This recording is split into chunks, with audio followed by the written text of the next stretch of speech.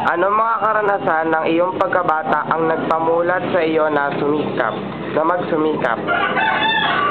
Nagpamulat sa akin para magsumikap nung araw. Ako naranasan namin hindi kumain ng almusal, tanghalian, hapunan. Ganon din sa sumunod na araw. Kaya nagsikap ako. Kaya nung ako mag-graduate ng grade 6, lagi na lang sa bukid. Ngayon, nasa bukid naman, sabi ko, walang mangyayari dito sa bukid dahil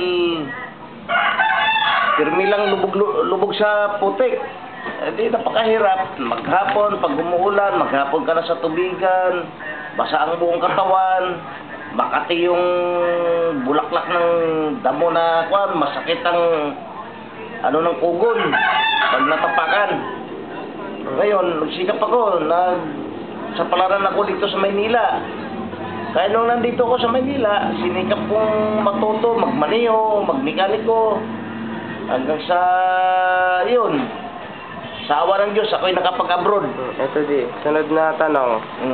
Ilarawan ng iyong pangarap sa buhay nung ikaw ay bata pa. Ang pangarap ko sa buhay nung ako'y bata pa, kung ako man magkapamilya, mabigyan ko ng magandang kinabukasan yung aking mga anak. Kasi yun ang pangarap ko, dahil ako gusto ko mag-aral. Palibasa ay mahirap lang ang aking magulang, hindi ako nakapag-aral. Sabi ko magsikap ako para mapag-aral ko aking mga anak.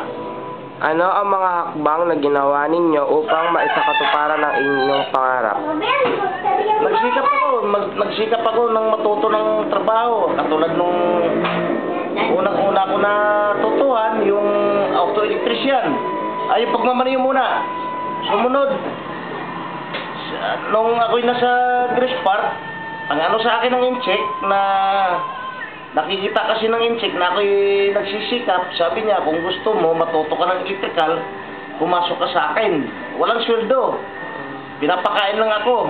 Tapos ako, ginagawa ko, lilinis ng bahay ng incheck, na bubunot. Pagkatapos kumalinis ang bahay ng incheck, pag nakapag-almusal na kami, yun, nasa shop na ako, ng electrical shop na ako. Kaya doon, natuto ako nung konti sa mga ng electrical shop. Kaya yun ang ginamit ko para matuto rin ng auto-electrician. Sa tingin mo ba, narating o nakamit mo na ito?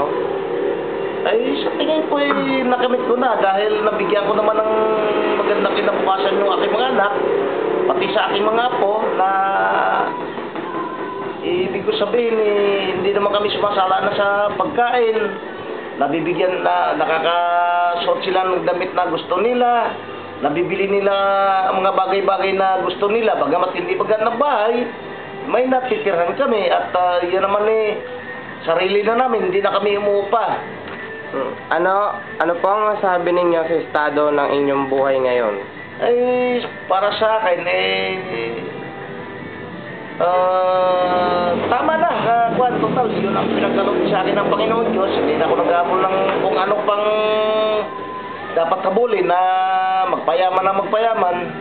Kasi yung mga anak ko na pagtapos na, may mga trabaho na, ganoon din, napag-aral ko rin ang aking mga nakakatulong ako sa aking mga apo. At sigurado ko naman na sila naman nasa magandang kalagayan na.